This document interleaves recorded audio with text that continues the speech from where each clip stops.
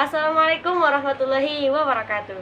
Perkenalkan, nama saya Yunia Fatimah dari Fakultas Syariah, jurusan Hukum Keluarga Islam, asal dari Palembang, Sumatera Selatan. Baiklah, di sini saya akan menjelaskan peraturan 5M dan vaksinasi. Apa saja 5M itu? Yang pertama, mencuci tangan. Nah, teman-teman, mencuci tangannya ini harus menggunakan sabun dan air yang mengalir. Dan yang kedua itu, memakai masker. Yang ketiga, menjaga jarak.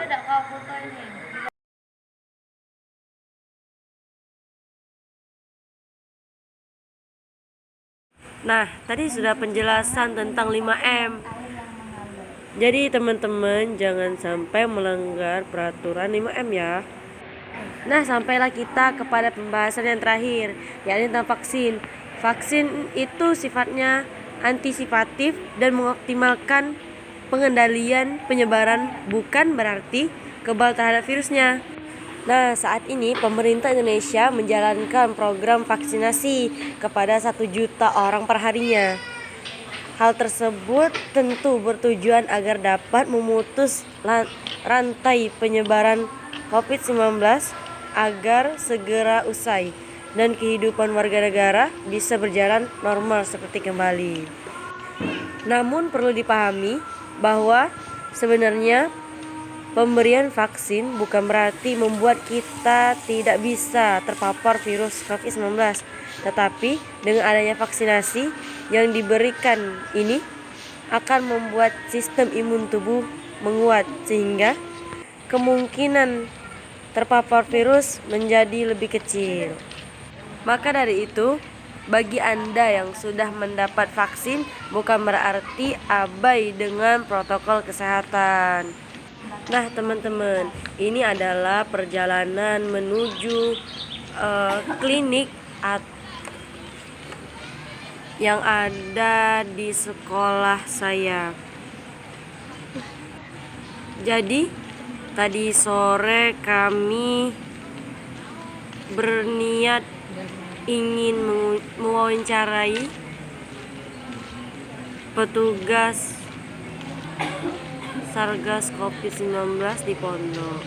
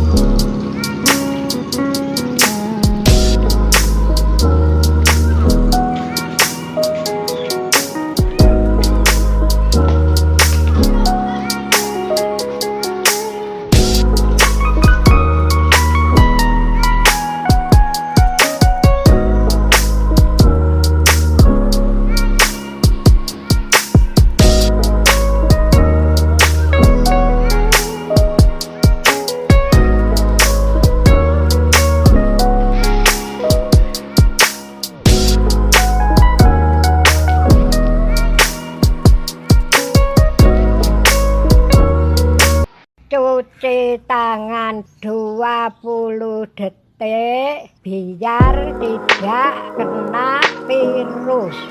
Nah, teman-teman, 5M yang meliputi memakai masker, mencuci tangan, menjauhi kerumunan, serta membatasi mobilitas dan menjaga jarak dan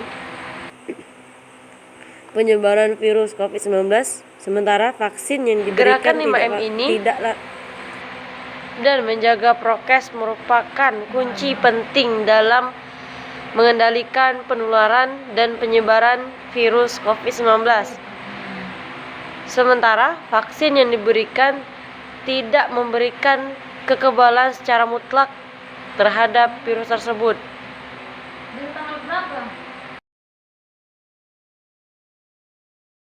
Nah, tahu nggak sih, Jerman sekarang mulai menawarkan vaksin vaksinasi virus corona untuk semua anak dan remaja berusia 12 tahun ke atas. Dan mereka pun berjanji akan menepatkan perkataan mereka yang berbunyi, semua orang yang ingin dapat vaksinasi di musim panas untuk memiliki cukup vaksin untuk semua kelompok umur, kata Menteri Kesehatan Jerman. Oleh karena itu, anak-anak dan remaja dapat memutuskan untuk divaksinasi setelah konsultasi medis. Dengan demikian, melindungi diri mereka sendiri dan orang lain.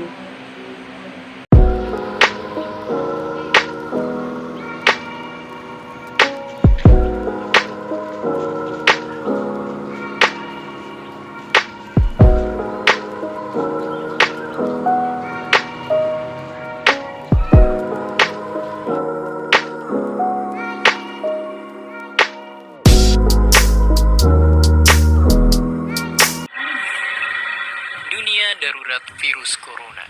Saking menularnya virus ini dan nyebar ke lebih dari 95% negara.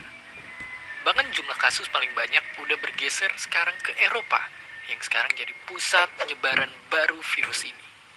Organisasi Kesehatan Dunia pun udah netapin virus corona sebagai pandemi. Tapi tunggu dulu, sebenarnya apa sih itu pandemi? Dan apa bedanya sama epidemi dan endemi? Apakah mereka semua beda atau sama dengan wabah?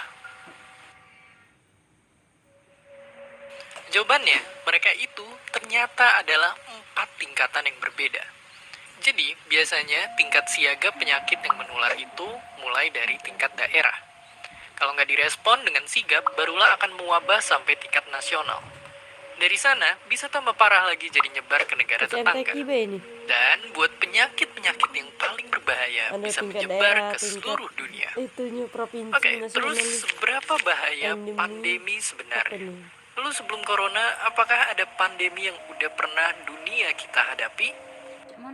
Jadi, pendeknya, yang namanya pandemi tentunya bahaya banget.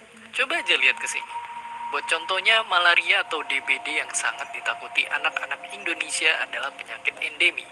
Kalau kamu pernah dengar tentang Ebola yang ramai di negara-negara ini, itu semua baru tergolong epidemi dan bukan pandemi. Lalu, kengerian COVID-19 ada di atas itu semua. Tapi meskipun begitu, virus corona bukan pandemi yang pertama dan nyatanya bukan yang paling mematikan juga. Untuk contohnya, kita pernah dilanda satu pandemi yang saking mematikannya, dikenal sebagai Black Death.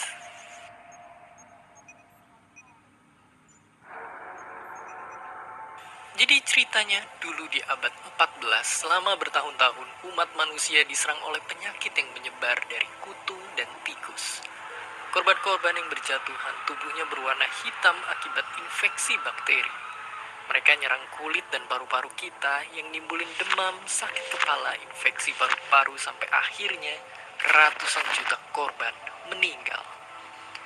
Ini bisa terjadi karena dulu orang belum tahu kalau ternyata ada makhluk hidup yang tak terlihat yang bernama bakteri. Berbagai macam cara sudah dicoba, tapi semua tak berguna di hadapan musuh asing yang tak kasat mata. Pada akhirnya, memang wabah ini berhenti menyebar. Tapi dalam waktu 4 tahun aja, 1/3 sampai setengah populasi Eropa saat itu menjadi korban. Meski ribuan tahun setelahnya orang gak nyangka pandemi kayak Black Death bakal terulang, tapi ada dan dikenal sebagai flu Spanyol. Yang mengerikannya hanya dalam waktu 2 tahun, flu ini menginfeksi sampai 1/3 populasi dunia dan menewaskan 50 juta nyawa, berkali-kali lipat lebih cepat daripada serangan Black Death. Sekarang, ribuan tahun setelah Black Death dan ratusan tahun sejak flu Spanyol merebak, pandemi itu kembali datang di hadapan kita. Sejarah udah nyatetin banyak peristiwa buat kita bisa belajar. Tinggal kita yang memilih untuk tragedi atau belajar dari kesalahan, dan nyelamatin nyawa orang-orang yang kita sayang. Dan seperti biasa, terima kasih. Terima kasih udah nonton Kok Bisa. Punya pertanyaan lagi? Tulis aja di kolom komentar di bawah. Keep asking and stay curious.